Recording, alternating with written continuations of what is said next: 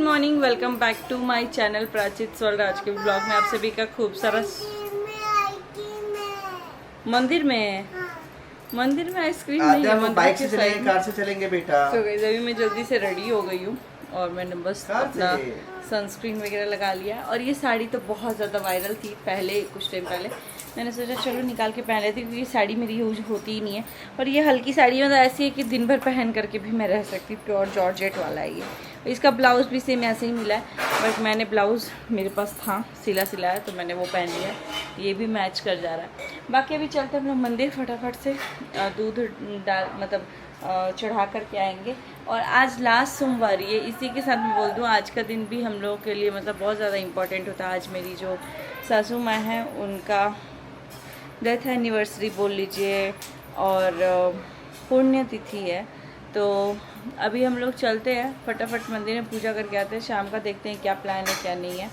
और मुझे लग रहा है यहाँ ढलाई हो रहा है, तो हम लोग मिठाई वगैरह यहाँ भी दे सकते हैं लड्डू, वरना फिर हम लोग हमेशा मंदिर के आसपास बांटते हैं, तो वहाँ तो किसी को भी दे देते हैं, तो वो कोई भी आते जाते लोग खा लेते हैं।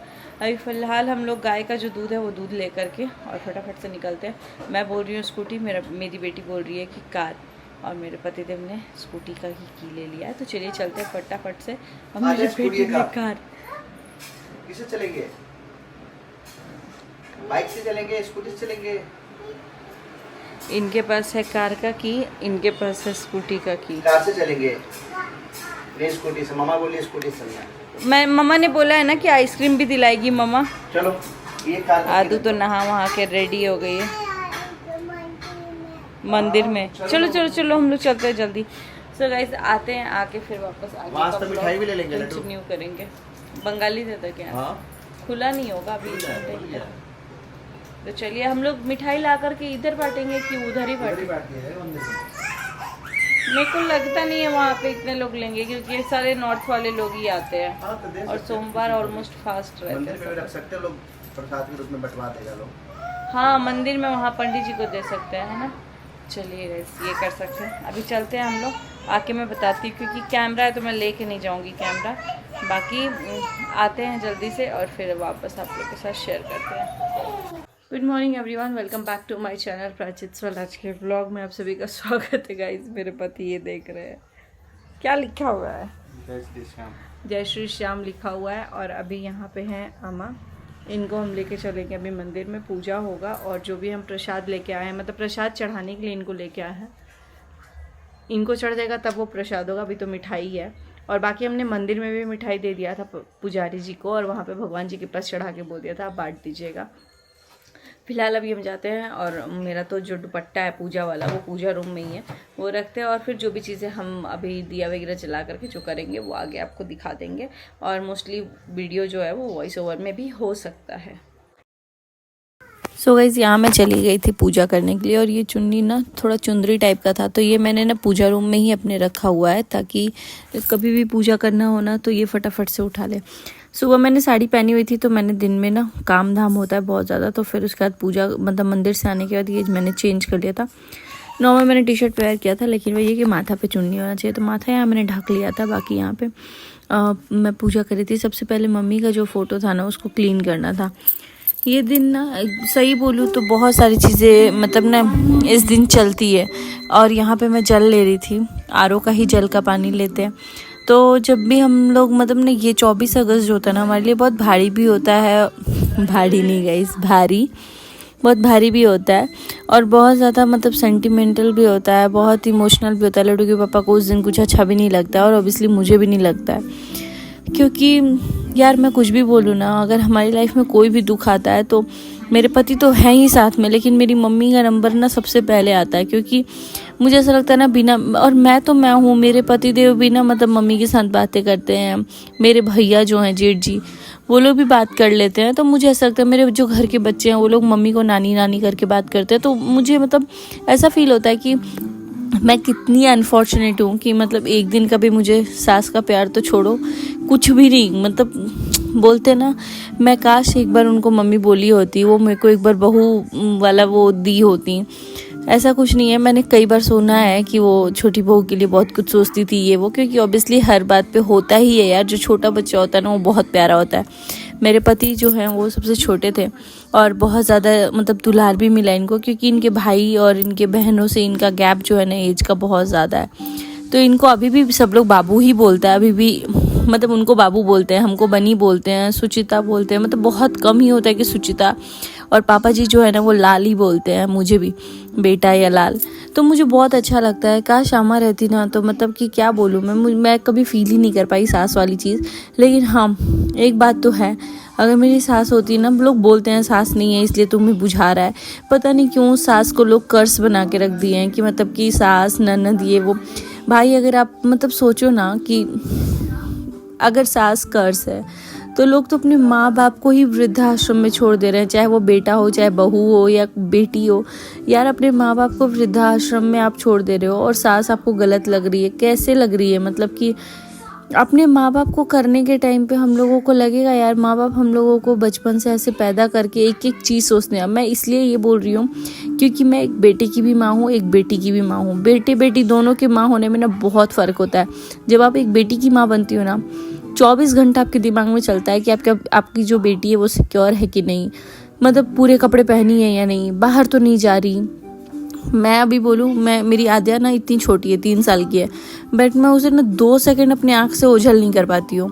मतलब मुझे ऐसा लगता है ना कि यार जब भी बाहर जा रही है मैं साथ में जाऊँ, तो बहुत फ़र्क पड़ता है। और अब जाके मुझे रियलाइज़ होता है, जब मेरी बेटी हुई ना तब मुझे रियलाइज़ हुआ कि मेरे माँ बाप ने मुझे कितने मतलब नाजों से पाला है, मेरी हर एक चीज़ को पूरी की है।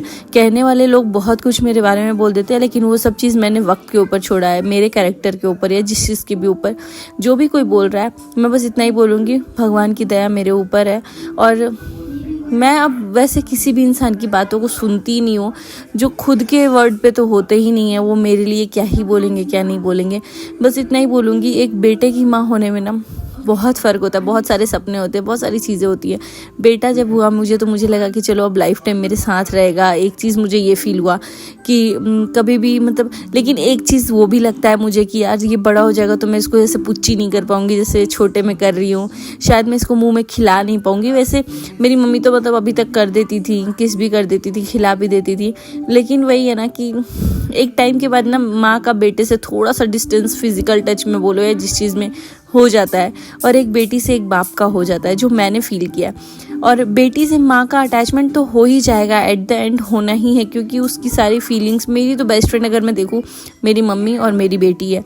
मतलब मैं अपनी माँ से हर बात शेयर कर सकती हूँ और मेरी बेटी से भी। मतलब अभी के टाइम पे, अब कुछ टाइम बाद जब मेरी बेटी बड़ी होगी तो वो शायद हो सके जितनी अच्छी मेरी माँ है उतनी ही अच्छी मैं माँ बन पाऊँ, और मेरी बेटी मेरे से उतनी अच्छी फ्रेंडशिप कर पाए जितना जैसे मुझे, मैं एक बार बोलूँ ना मेरी माँ मेरे साइड में मुझे मिलेंगी, और वो चाहे कितना भी कुछ क्यों ना हो, चाहे उनके कितना भी पैसे का लॉस क्यों ना हो, वो मेरे साइड में मिलेंगी।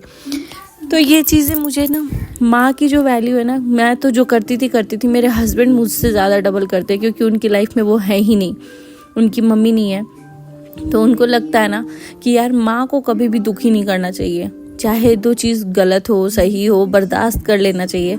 और यही रीज़न है कि मैं देखती हूँ ना कि पापा जी, भैया, भाभी सब लोग बहुत प्यार करते हैं। आप लोग बोलते हो ना कि तुम्हारा ससुराल, तुम बोलती, तुम ये करती। मैं आपको सच बोलूँ, ठीक है मैं अपना मानती हूँ कि मेरे एफर्ट्स ना 30% ही होंगे, बट 74% जो एफर्ट होते हैं ना वो मेरे हस्बैंड के होते हैं। और एक लड़का चाहे ना तो वो अपने घर को स्वर्ग भी बना सकता है और नर्क भी बना सकता है। तो मैं तो अपने हस्बैंड के लिए बात बोलूँगी कि अपने घर को मेरे हस्बैंड ज़्यादा अच्छे से समझते हैं, मतलब उनके घर को, मेरे घर को जहाँ से मैं पली बड़ी हूँ वहाँ पे मैं समझती हूँ, है ना। तो मैं अगर दूसरे जगह गई हूँ तो वहाँ पे मेरे हस्बैंड का काम है कि वो बैलेंस मेंटेन करें, और उन्होंने बखूबी किया है।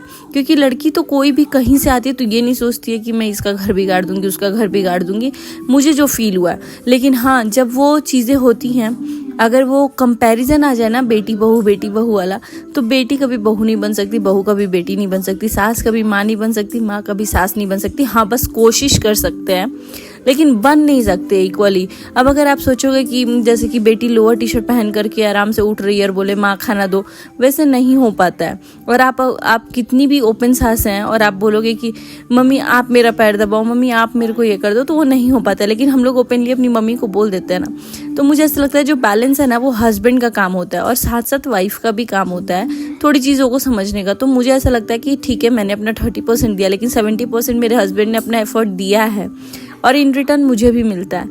और आज शायद आमा होती ना तो बहुत खुश होती कि उनके सामने उनके बच्चे ऐसे सेटल हो गए हैं अपनी अपनी लाइफ में। मेरे बच्चे भी अपनी दादी को दादी बोल पाते, मेरे पास है ही नहीं, मैं उन्हें समझा ही नहीं सकती।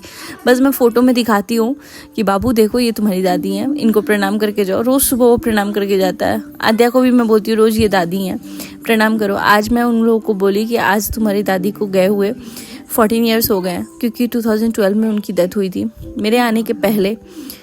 और मैं सच में बहुत बड़ी अभागन हूँ कि मुझे एक भी दिन का सेवा नहीं मिला।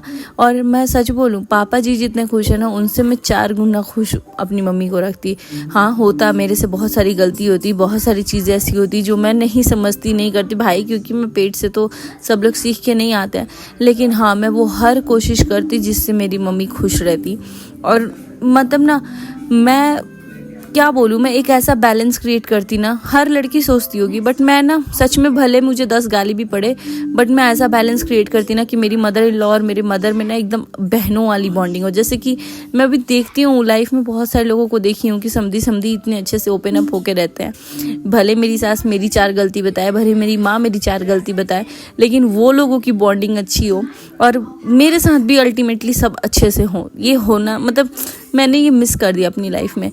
और आज का दिन ना बड़ा अजीब सा था। लड्डू के पापा जब से ऑफिस से आए थे बोल रहे थे मेरा सिर दर्द हो रहा है, उनको कुछ भी आज करने का मन नहीं करता है। हालांकि सुबह हम लोग मंदिर गए, सुबह में हम लोग मंदिर में दान किया, मिठाई वगैरह लेकर के हमने चढ़ा दिया। वरना हर टाइम हम लोग ना खाना कुछ बनाते हैं, बट इस बार ऑफिस भी था, सोमवार भी था और ना बैक टू बैक बहुत सारी छुट्टियां हो गई थी।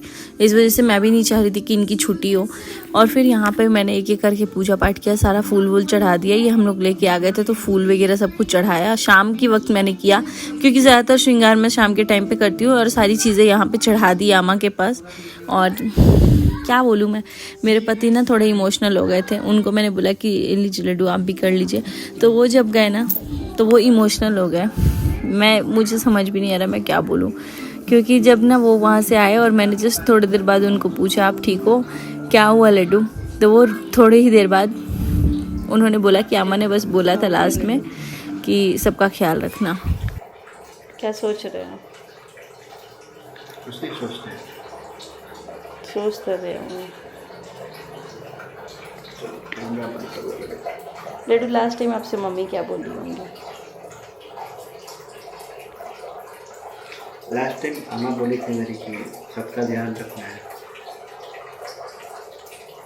और सबको अच्छे से रखना है।